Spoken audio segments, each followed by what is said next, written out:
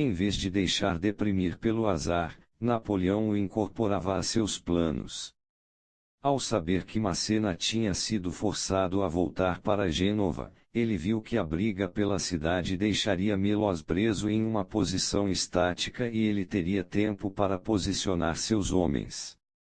Quando Moreau lhe mandou uma divisão menor, Napoleão a enviou pelos Alpes por um caminho mais estreito, mais obscuro, jogando areia nos olhos dos austríacos que tentavam descobrir quantos homens ele tinha disponíveis. Quando Massena inesperadamente se rendeu, Napoleão percebeu que agora seria mais fácil atrair Melos para atacar suas divisões, principalmente se ele as movimentasse mais para perto.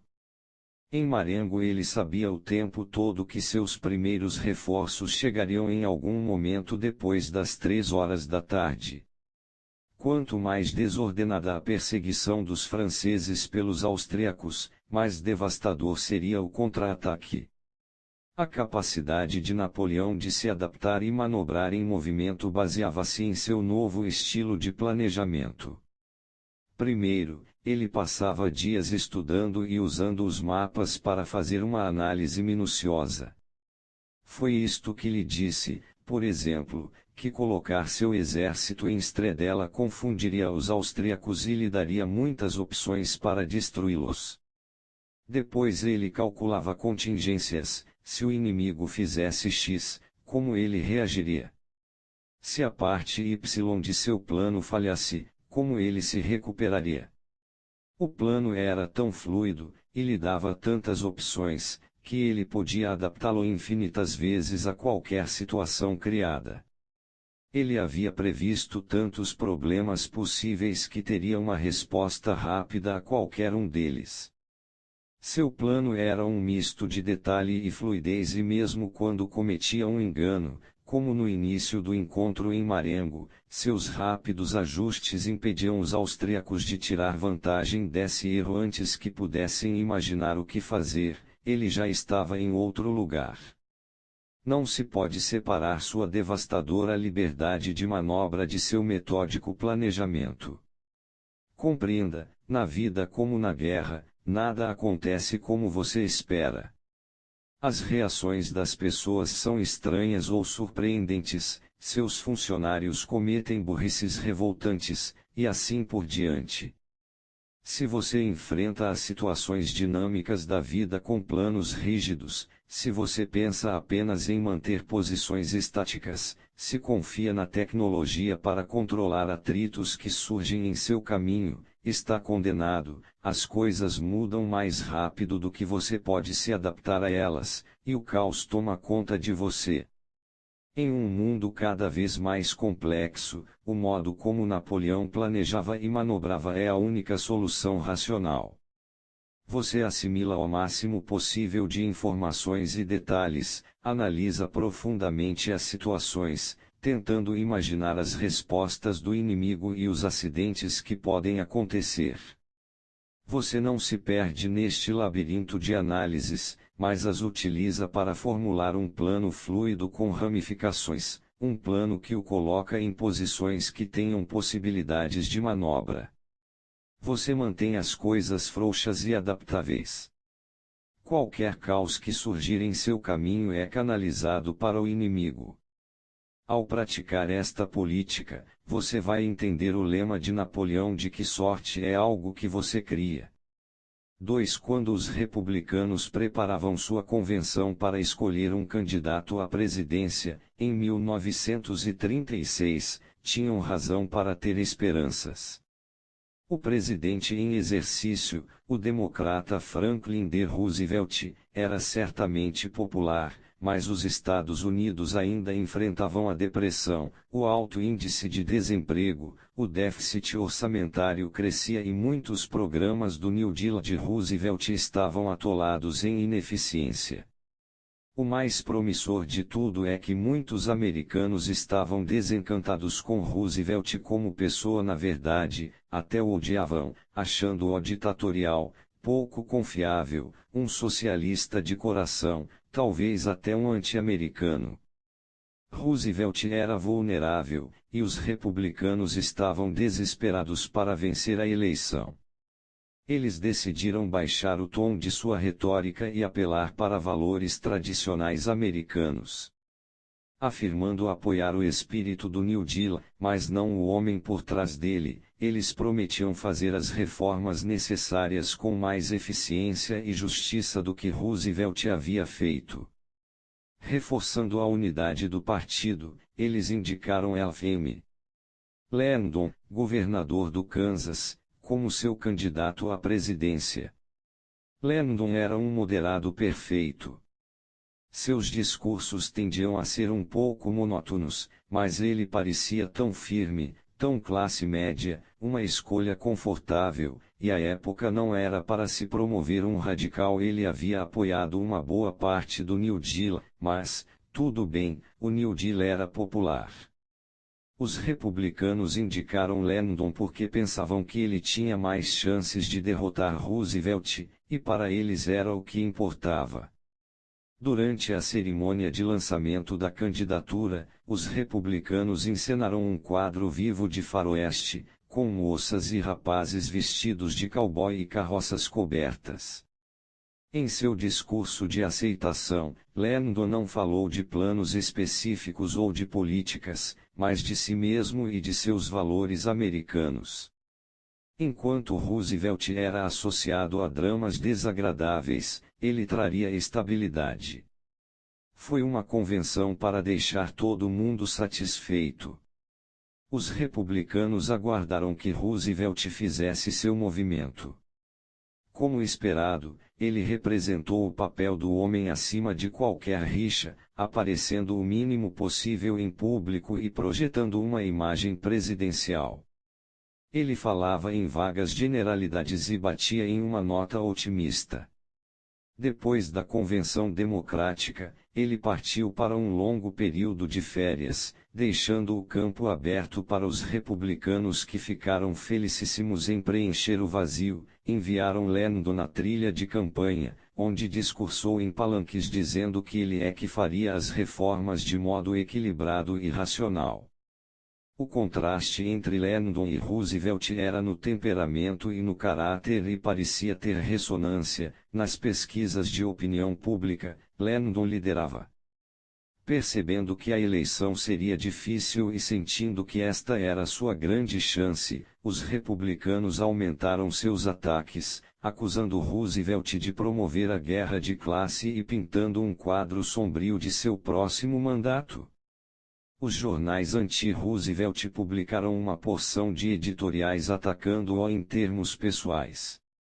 O coro de críticas crescia, e os republicanos observavam satisfeitos enquanto muitos no campo de Roosevelt pareciam em pânico. Uma pesquisa mostrou Landon desenvolvendo uma substancial liderança. Só no final de setembro, 6 semanas apenas antes da eleição, é que Roosevelt finalmente iniciou sua campanha, e aí, deixando todos chocados, ele abandonou seu ar presidencial, não partidário, que havia adotado com tanta naturalidade. Posicionando-se claramente à esquerda de Landon, traçou um nítido contraste entre os dois candidatos. Ele citou com grande sarcasmo os discursos de Landon apoiando o New Deal, afirmando ser capaz de fazer melhor, porque votar em um homem com basicamente as mesmas ideias e abordagens, mas sem experiência para fazê-las funcionar. Com o passar dos dias, a voz de Roosevelt foi ficando mais alta e mais clara, seus gestos mais animados, sua oratória até bíblica no tom. Ele era Davi enfrentando o Golias dos interesses das grandes empresas que queriam devolver o país à era dos monopólicos e dos barões ladrões. Os republicanos horrorizados observavam a massa que apoiava Roosevelt inchar. Todos aqueles a quem o New Deal havia ajudado de algum modo apresentavam-se às dezenas de milhares, e a reação a Roosevelt era quase religiosa em seu fervor. Em um discurso particularmente inflamado, Roosevelt catalogou os interesses financeiros alistados contra ele. Nunca antes na nossa história, ele concluiu, estas forças estiveram tão unidas a um candidato como hoje. Elas são unânimes em seu ódio por mim e eu acolho com prazer esse ódio. Eu gostaria que dissessem de minha segunda administração que nela estas forças encontraram seu vencedor. Landon, percebendo a grande mudança na maré da eleição, atacou com mais força ainda e tentou se distanciar do New Deal, que antes dissera apoiar, mas tudo isto só parecia cavar para ele um buraco mais fundo. Ele havia mudado tarde demais, e nitidamente em reação ao declínio de sua sorte. No dia da eleição, Roosevelt venceu com a margem que, na época, foi a mais popular da história eleitoral americana. Ele ganhou em todos os estados, exceto em 2, e os republicanos ficaram reduzidos a 16 cadeiras no Senado. Mais incrível do que o tamanho de sua vitória sem precedentes foi a rapidez com que ele mudou o curso dos acontecimentos. Interpretação. Ao acompanhar a convenção republicana, Roosevelt viu claramente a linha que eles adotariam nos meses seguintes, uma linha centrista, enfatizando valores e caráter acima da política. Agora ele podia montar a armadilha perfeita abandonando o campo. Nas próximas semanas, Landon martelaria sua posição moderada na mente do público, comprometendo-se com ela cada vez mais. Enquanto isso, os republicanos mais da ala direita atacariam o presidente em termos pessoais, mais ásperos. Roosevelt sabia que os números de Landon nas pesquisas chegariam ao máximo. O público se cansaria de sua mensagem suave e dos ataques vitriólicos da direita. Percebendo este momento no final de setembro, ele entrou de novo em cena e se posicionou claramente à esquerda de Landon. A escolha foi estratégica, não ideológica, ela lhe permitiu traçar uma nítida distinção entre Landon e si mesmo. Em uma época de crise como a depressão, era melhor parecer decidido e forte, defender algo firme, opor-se a um inimigo claro. Os ataques da direita lhe deram esse inimigo claro, enquanto a postura retraída de Landon fazia parecer forte em contraste. De um jeito ou de outro ele venceu. Agora Landon enfrentava um dilema. Se continuasse com seu apelo centrista, cansaria o público e pareceria fraco. Movendo-se para a direita, a opção que na verdade escolheu seria incoerente e pareceria desesperado. Isto era pura manobra de guerra. Comece assumindo uma posição de força, no caso de Roosevelt sua pose de início, presidencial, bipartidarista, que o deixe com opções em aberto e lhe permita espaço de manobra. Em seguida, deixe que seus inimigos mostrem para onde vão. Uma vez comprometidos com uma posição, deixe que eles a mantenham na verdade, deixe que eles a proclamem alto e bom som. Agora que estão posicionados, manobre para o lado onde se sentirão comprimidos, deixando-lhes apenas más opções.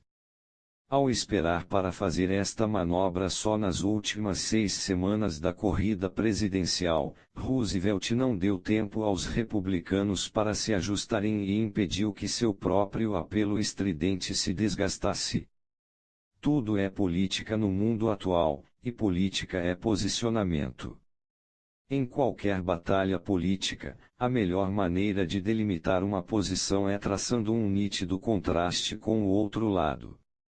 Se você tem de recorrer a discursos para fazer este contraste, está em terreno instável, as pessoas desconfiam de palavras.